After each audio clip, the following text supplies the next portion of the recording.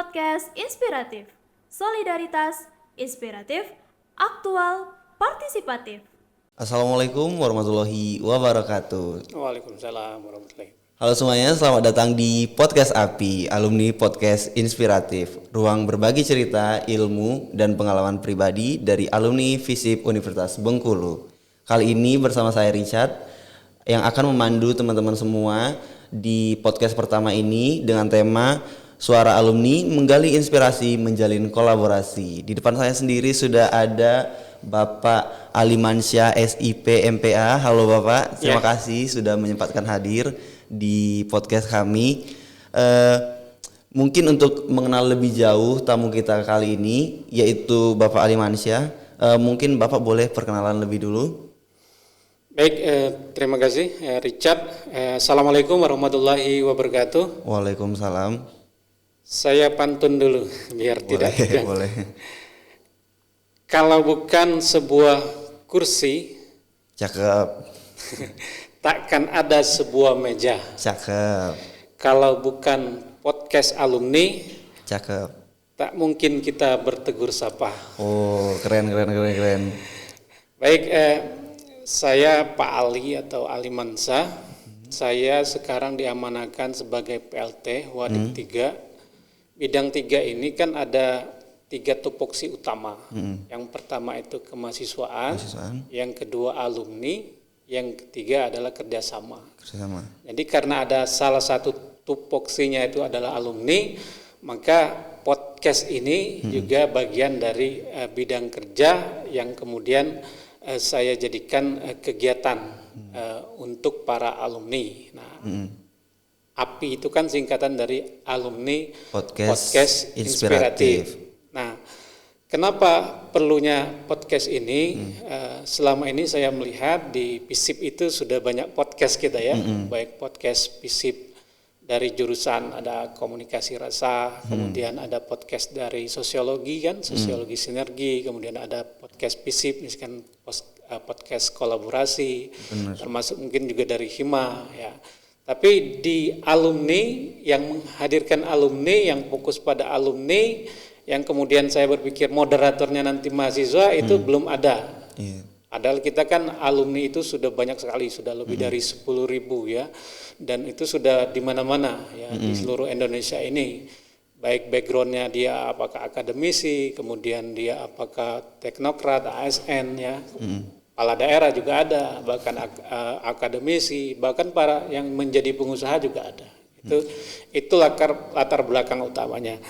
Tapi sebelumnya saya mau menyapa dulu ini. Iya, boleh Pak. Selain alumni, yang pertama mungkin saya mewakili dekan juga, Pak Dr. Andes Sugeng Suharto MSI, yang karena ini kan baru ya kepemimpinan beliau.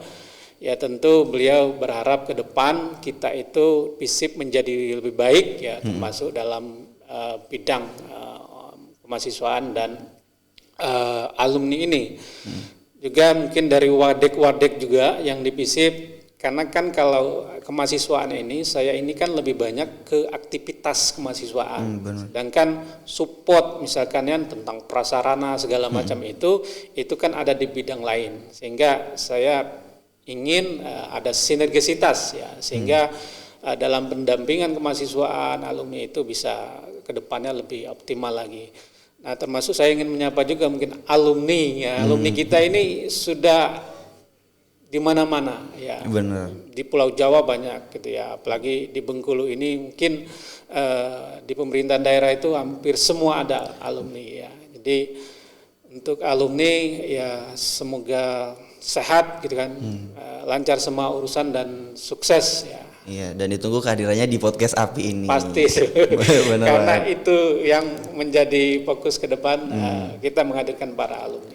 Nah, itu tadi teman-teman udah bisa dengar apa sih podcast API ini. Jadi jangan lupa untuk terus tonton kita di episode-episode kedepannya, karena makin banyak lagi nanti bakal ada alumni-alumni yang bakal bisa menginspirasi kita semua.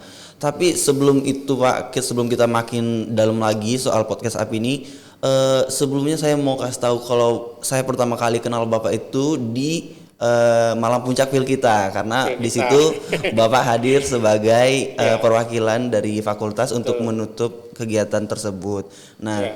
menurut Bapak di situ tuh kejadiannya seperti apa? Apakah sudah cocok atau sesuai? Di PIL kita itu saya hadir malam hari untuk kegiatan malam yang seharusnya kan banyak kegiatan aktivitas kita itu di siang gitu ya. Untuk kegiatan malam dengan kondisi yang seperti itu ya saya rasa cukup bagus ya. Benar.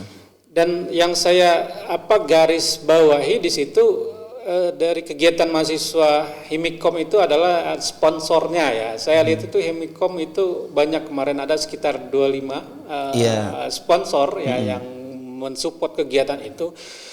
Saya lihat itu suatu yang sebenarnya memang harus dipertahankan karena kan kita ini kan kalau mengandalkan hima sendiri gitu kan atau dari fakultas sendiri kan akan banyak sekali keterbatasan. Jadi ke depan hal-hal seperti itu bisa dipertahankan dan kemungkinan kalau ada yang perlu diperbaiki, kekurangan-kekurangan memang harus dievaluasi untuk kedepannya bisa untuk lebih baik lagi. Jadi bukan hanya Himikom saja, setelah itu banyak kegiatan-kegiatan dalam penyambutan mahasiswa baru ya yang saya hadiri dan itu ya cukup bagus dipertahankan. Memang ada satu dua hal yang saya perhatikan dalam konteks misalkan keanggotaan ya. Ketika saya tanyakan keanggotaan Ormawa itu memang mungkin sedikit menurun dalam konteks yang ikut gitu ya misalkan ya seperti itu. Tapi itu tetap nanti kita menjadi catatan, kita perbaiki. Tapi dalam konteks kualitas kegiatan mahasiswa ya kemudian prestasi ya itu tetap harus dipertahankan ya karena ujung dari kegiatan kita itu kan di samping bagaimana kita belajar kemudian kita menimba kompetensi kita gitu kan kemudian bagaimana ya kita bisa berprestasi dari konteks mahasiswa itu sendiri. Oke, dan untuk lebih sebelum masuk lebih dalam lagi boleh dong Bapak berbagi pengalaman sebagai mahasiswa FISIP Unip yang sekarang juga sudah menjadi alumni. Ya, kenapa saya sangat antusias untuk podcast karena saya memang alumni ya. Yeah. Saya masuk tahun 99. Jadi waktu itu prodi baru yang bertambah sosiologi, administrasi negara sama komunikasi. Sebelumnya baru ada jurusan KS. Jadi saya itu untuk administrasi negara dan 2 tadi itu adalah alumni atau angkatan pertama. Jadi untuk jurusan kita, prodi kita belum ada alumni. Yang ada alumni pada saat itu adalah dari KS ya, dari KS sebagai senior kita. Nah, karena kita yang pertama dulu memang semua kegiatan itu banyak bertumpu ke kita. Ya. Misalkan magang hima, kita membentuk hima ya kalau di AN itu namanya awal-awal itu tahun pertama itu kita bentuk hima magang namanya. Baru setahun ya, setelah ada hima magang itu baru hima definitif kan. Baru terpilih hima definitif, kepengurusan definitif dan lain sebagainya. Termasuk saya juga ikut selain di hima ikut juga seperti di Kosmip gitu kan. Kosmip memang saya tidak masuk pengurus, teman saya aktif juga di awal-awal itu. Saya ingat itu waktu itu saya juga ikut kita teater di GB1 gitu ya, itu teater perdana Kosmip. Termasuk di UKM-UKM yang lain ya, seperti kalau sekarang namanya IMC ya, itu bukan IMC kalau dulu. Dulu UKM Kerohanian Islam gitu kan. Jadi saya juga aktif di situ. Kemudian saya itu juga aktif, saya pernah kabid di DPM FISIP gitu ya. Kemudian di pengurusan di tingkat universitas saya pernah jadi salah satu ketua UKM gitu ya. Kemudian saya aktif juga di walaupun bukan pengurus utama di BEM-nya gitu ya. Jadi cukup banyak kegiatan-kegiatan organisasi yang saya ikuti pada saat itu ketika mahasiswa, dan itu saya rasa sangat banyak dampaknya kepada saya ya, secara organisasional ya. Jadi ketika kita berbicara soft skill gitu ya, bagaimana kita itu bisa bekerja sama dengan yang lain gitu kan, bagaimana kita bisa berbicara public speaking gitu kan, bagaimana kita bisa kemudian mengatur rapat gitu kan, kita kemudian melakukan sidang gitu kan, kemudian kita membuat surat menyurat gitu. Itu kalau saya hanya mengandalkan kuliah saya yang kupu-kupu ya, kuliah pulang gitu kan, atau 3K kan ya, kantin, kos, kampus Kampus. kan. Jadi itu tidak akan saya dapatkan. Jadi mungkin poin ini mungkin kepada mahasiswa FISIP ya, saya rasa organisasi itu sangat-sangat penting. Tapi harus seimbang ya, tetap yang akademik itu yang pertama. Jadi kita pertama datang itu kan karena ini kuliah akademik. Jadi harus seimbang antara akademik dan organisasi. Dan ini saling menyempurnakan gitu. Saling ya. berkesinambungan. Dan tidak ada yang lebih, tidak ada kemudian ini kan ada juga yang alasan kalau saya ikut organisasi akademik saya hancur dan lain sebagainya. Tapi sebenarnya kalau dilakukan benar-benar sesuai dengan kita manage dengan baik dan lain sebagainya, itu justru akan menyempurnakan semua aktivitas kegiatan kita. Jadi termasuk ketika saya menjadi dosen, saya juga tetap concern gitu ya. Saya tetap menjadi pembina di Hima AP, kemudian di UKM gitu ya. Bahkan saya ketika 2012 itu, ketika Pak Tamrin itu ya sebagai wadeknya, dulu kita perlu adanya UKM POM misalkan kan, karena ketika ada lomba siapa sih yang ngurus, nggak ada gitu. Termasuk tahun 2016 itu ada namanya Porsche yang gitu kan. Itu ketika ada lomba hibah segala macam, siapa ini kan, waktu zamannya wadeknya Pak Suparman. Jadi gimana ini kata Pak Suparman, gimana? Jadi kita dirikan aja. Jadi butuh 2 tahun tapi sebelum jadi UKM 2 tahun siapkan komunitas ini.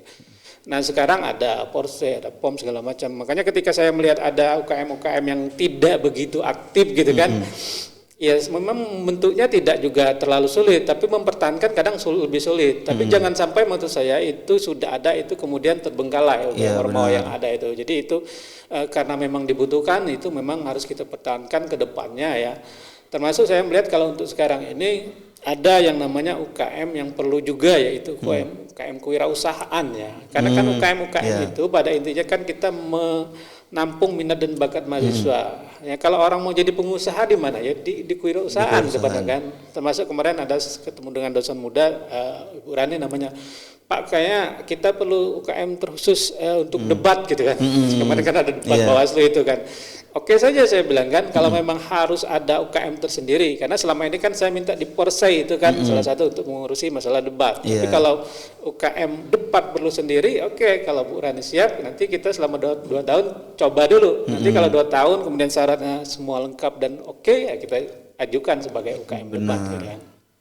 Nah, dari perjalanan itu tadi kan Bapak sudah menjelaskan gimana sih kehidupan Bapak selama menjadi mahasiswa di FISIP. Itu juga menjadi konteks selama pendidikan. Nah, untuk lebih dekat lagi ke tema podcast kita, mungkin Bapak boleh dong menjelaskan apa sih ide awal dari terbentuknya podcast API ini? Ya, ide awal itu saya melihat ya, kita ini kan hidup di dalam 2 dunia sekarang. Ada dunia nyata sekarang ini ya, sama dunia maya gitu kan. Kadang ada orang yang sukses dunia maya tapi dia kayak di dunia nyata di mana gitu kan, jarang ketemu gitu.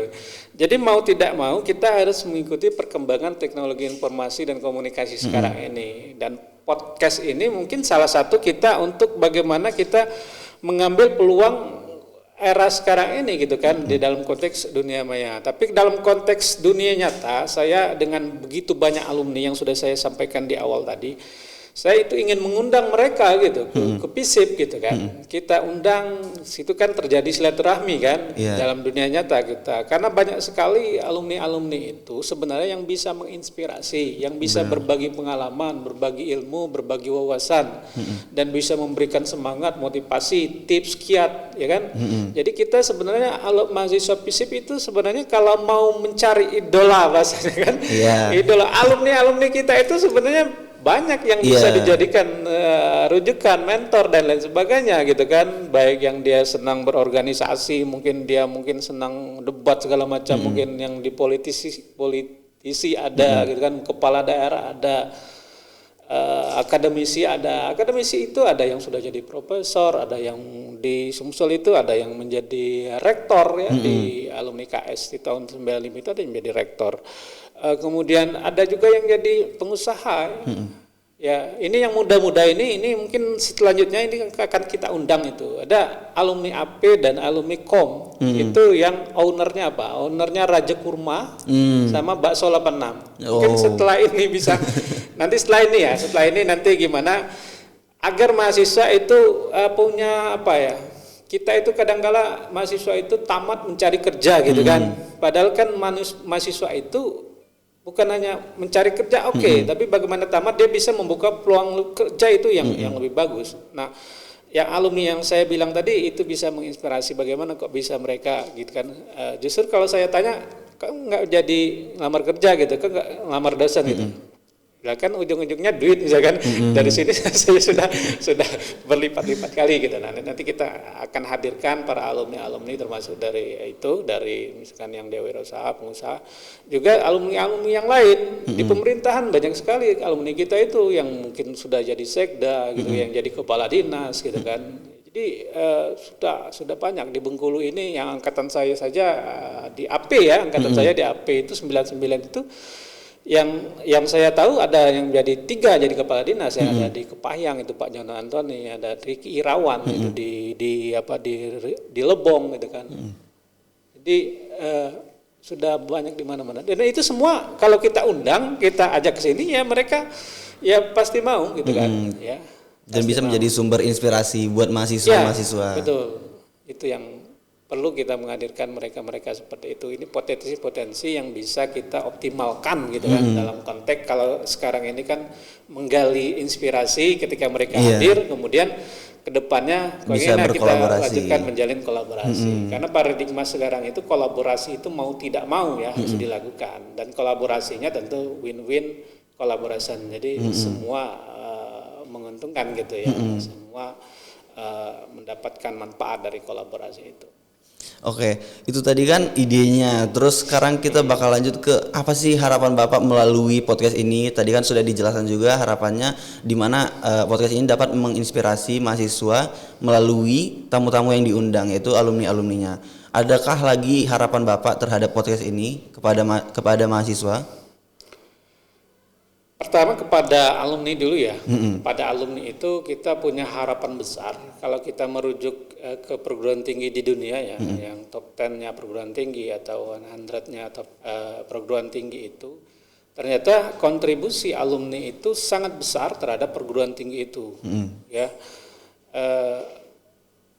Kadang mungkin bisa lebih besar kontribusi alumni daripada negaranya tersebut gitu ya. Nah, sehingga ke depan itu memang kita ingin agar selama ini kita itu pada fokus sivitas akademika ya, dosen, tendik, mahasiswa. Nah, padahal produk dari itu kan alumni, dan alumni ini saya bilang tadi peran kontribusinya kalau bisa kita maksimalkan dengan kolaborasi ini sangat luar biasa ya. Makanya saya memancing dengan podcast ini sebenarnya paling tidak untuk membuka pintu awal untuk menjalin komunikasi, silaturahmi, koordinasi.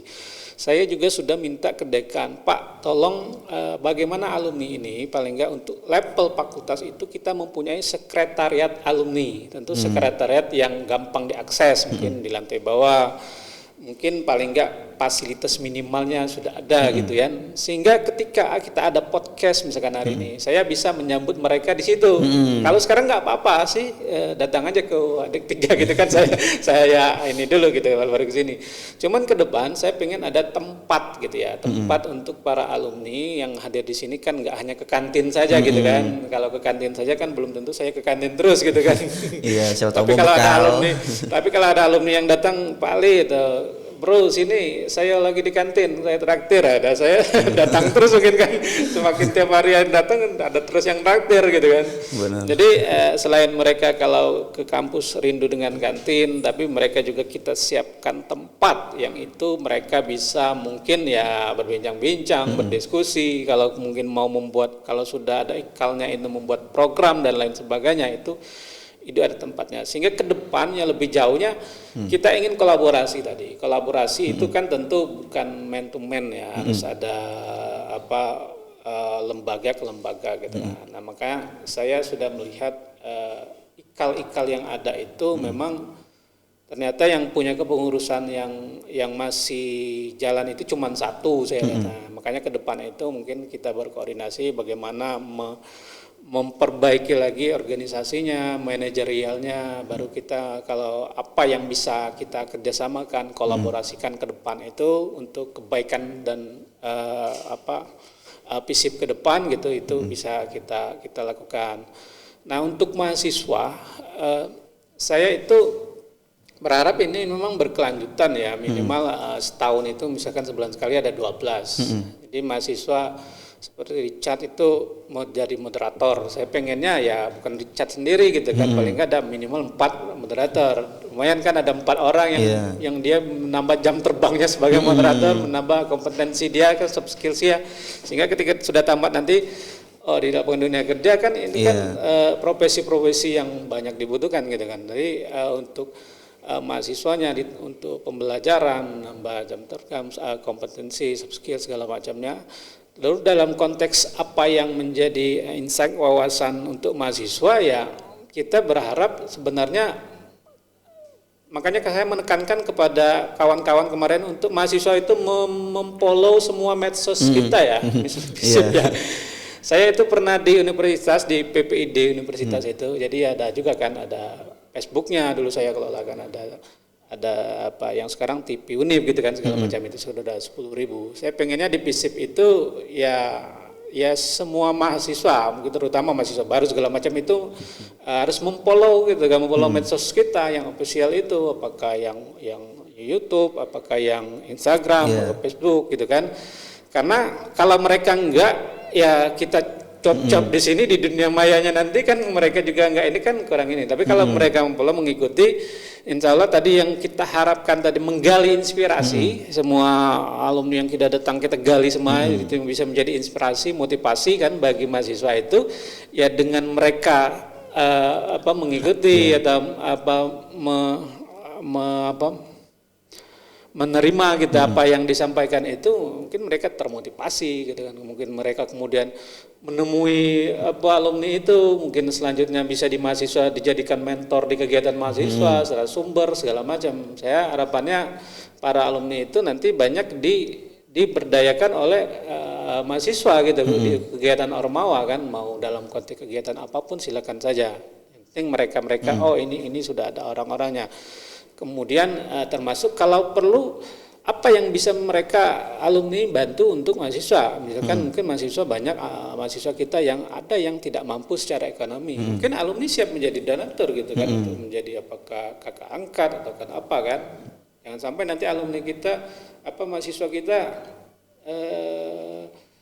cuti atau apa karena nggak bisa bayar UKT gitu kan. Padahal kan kita banyak kakak-kakak alumni yang mungkin gitu kan, kalau hanya beberapa orang itu ya mungkin mereka siap gitu kan. Jangan sampai mereka cuti gara-gara nggak bisa bayar UKT. Nah, ini kan perlu disambungkan gitu.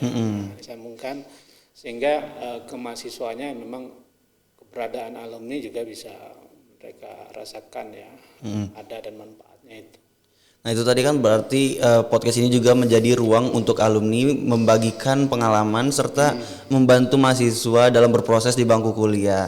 Nah, kalau misalnya alumni sudah menjadi bagian dari podcast ini dan menjadi jembatan antara mahasiswa itu sendiri, menurut Bapak apa yang ingin Bapak sampaikan kepada alumni-alumni nanti yang bakal hadir di podcast ini?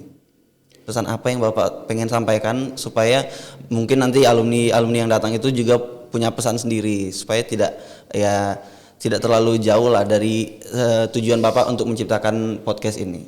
Ya, seperti di awal tadi kan alumni itu kan mempunyai profesi backgroundnya masing-masing ya, sehingga akan sangat variatif ya, bukan misalkan hanya sekedar alumni yang ke saya seperti akademisi yang kemudian selanjutnya akademisi terus gitu kan, ya enggak.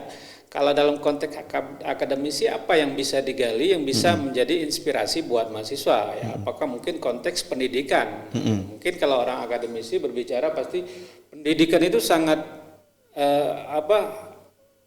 wajib gitu kan. Pendidikan itu ya harus gitu kan, karena tidak ada negara maju yang dia menyampaikan pendidikannya gitu kan. Jadi segala-galanya mulai dari pendidikan gitu kan. Jadi kalau perspektif ibaratnya dari akademisi gitu kan, sehingga misalkan mahasiswa beri support untuk mengikuti pendidikan ke jenjang yang setinggi-tingginya gitu. Tapi kalau dari perspektif yang lain, mungkin kalau ada yang tadi alumni yang dia menjadi wirausaha pengusaha gitu kan, pasti dia akan menyampaikan inspirasi ya tentang bagaimana agar mahasiswa itu bisa sukses dalam konteks wirausaha ya.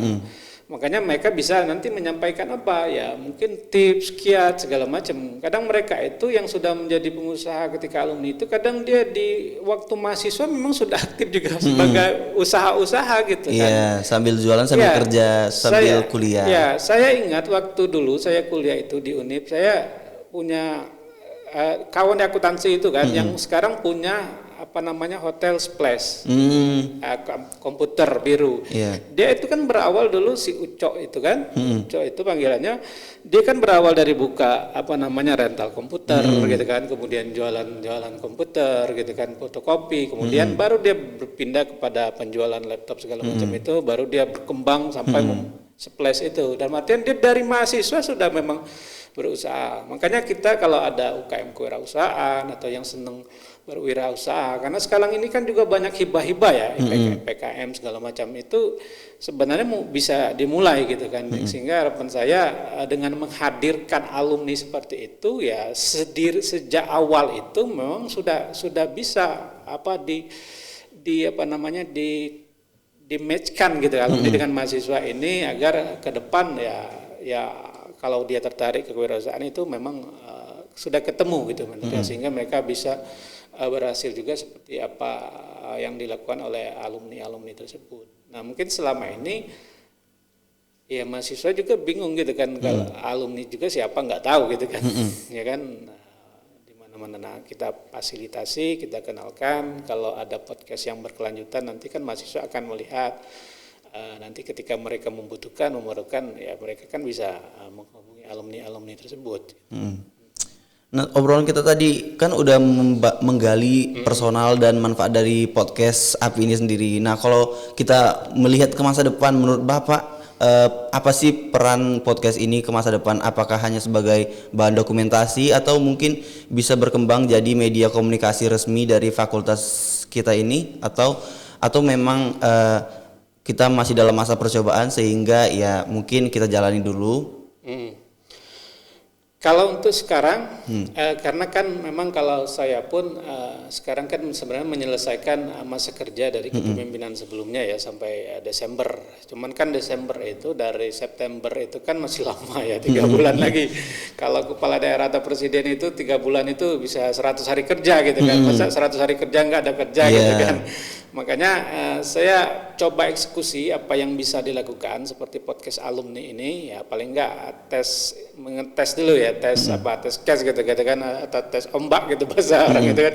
Nah, kalau memang ini ke depan kita hadirkan beberapa alumni kemudian bagus responnya, misalnya kalau tadi mungkin kalau followernya bertambah gitu segala macamnya, ya berarti ke depan kita akan akan permanenkan programnya gitu kan, paling enggak misalkan sebulan sekali gitu kan, yang regulernya gitu kan. Nah, kalau mau ada selipan bertambah karena ada permintaan ya bisa jadi ditambah itu.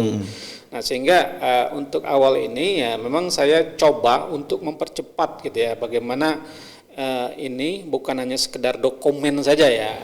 Ya mungkin dokumen ya bisa jadi kan, karena memang kita sekarang ini kan kalau punya medsos kadang orang banyak dia menyimpannya di Facebook segala macam gitu kan. Tapi kalau hanya sekedar untuk itu kan ya sayang gitu kan. Itu bagaimana kita tadi mengikuti kondisi yang ada sekarang, perkembangan sekarang. Tentu juga kita kan ini memanfaatkan tantangan dan mengambil peluang gitu kan. Bagaimana podcast itu memang ya menurut saya itu kan bagian dari tadi ada dunia nyata, ada dunia maya yang mungkin ini adalah ruang yang memang harus kita isi gitu kan. Nah, sehingga selama ini belum ada ruang ini oleh alumni yang mengisinya, maka menurut saya ini perlu karena ini juga bermanfaat bagi semua ya, bagi FISIP mungkin sangat menguntungkan dalam konteks jangka pendek maupun ke depan ya kita kolaborasi. Kemudian bagi alumni juga kan mungkin mereka juga menunggu sebenarnya kapan saya diundang ke FISIP gitu. Kalau diundang ke FISIP itu kira-kira acara apa gitu kan. Kemudian kan kalau konteks seremoni mungkin kadang jalan juga kadang enggak gitu kan, kadang belum tentu kapan atau belum tentu mereka bisa gitu kan. Nah, ini kita buka salah satu ruang, paling enggak walaupun enggak semua kan bisa kita ajak undang ke sini kan, bersilaturahmi, kemudian berbagi kan inspirasi segala macam, dan ke depannya apa yang bisa kita saling kolaborasikan dan lain sebagainya. Ya kalau untuk mahasiswa tadi kan, di samping mungkin seperti Richard bisa untuk menjadi moderator segala macam itu, ya tadi ya manfaatnya tadi bisa juga jangka panjang untuk tadi bisa mengoptimalkan peran dari alumni tadi ya, berbagai backgroundnya tadi, dan tentu bisa ya kita mendapatkan inspirasi ya, inspirasi, wawasan, pengalaman, dan tentu saya minta kepada alumni itu, karena API itu kan semangat ya, tapi kan bagaimana mereka memberikan semangat, motivasi ke adik-adik mahasiswa kita gitu ya. Nah itu tadi sedikit perbincangan kita tentang podcast API, di mana kita berharap di podcast API ini tidak hanya sekali ini saja, tapi kedepannya bakal ada lagi alumni-alumni yang bisa menghadiri podcast-podcast di FISIP, terutama di podcast API ini untuk berbagi informasi, ilmu, dan berpartisipasi aktif untuk kedepannya. Mungkin itu saja Bapak yang bisa kita perbincangkan di pagi hari ini. Terima kasih Bapak sebelumnya sudah hadir dan membagikan. Saya kasih pantun terakhir. Boleh. Ya, saya berharap ke depan podcast API, alumni podcast inspiratif ini bisa berjalan berkelanjutan, dan saya akan mencoba nanti mencari beberapa alumni yang akan lanjut ya untuk menjadi narasumber ya, insya Allah bisa menginspirasi secara berkelanjutan. Kemudian saya berpesan juga untuk mahasiswa ya, mahasiswa, bagaimana mahasiswa itu bisa tadi ya menjalani aktivitasnya secara seimbang ya, bisa memanfaatkan apa saja yang ada ketika mereka kuliah ya, baik berorganisasi maupun akademiknya secara seimbang. Untuk alumni ya tadi saya harapannya nanti akan undang, dan insya Allah apapun yang ketika mereka datang itu kan bisa menjadi walaupun sedikit ya kontribusi ya, partisipasi, karena tadi kan ada kita tagline-nya itu solidaritas inspiratif, aktual, partisipatif. Jadi ini kan solidaritas kita, ini kemudian inspiratif, ini kegiatannya, kemudian apa yang dibicarakan itu aktual dan partisipatif. Jadi partisipatif itu kita ya partisipasi bersama gitu ya, dan terutama para alumni sendiri. Terakhir saya kasih pantun karena tadi di awal dia ada pantun gitu ya. Bunga melati sangatlah indah. Cakep. Di tengah halaman menjadi hiasan. Cakep. Kalau podcast alumni ini berguna, ayo kita lanjutkan untuk ke depan gitu ya. Cakep. Oke. Terima kasih Bapak sudah berbagi cerita, inspirasi, dan ilmu. Semoga podcast API FISIP Unip ini bisa terus menjadi wadah inspiratif, aktual, dan partisipatif bagi kita semua, terutama bagi alumni. Sampai jumpa di episode berikutnya. Dadah.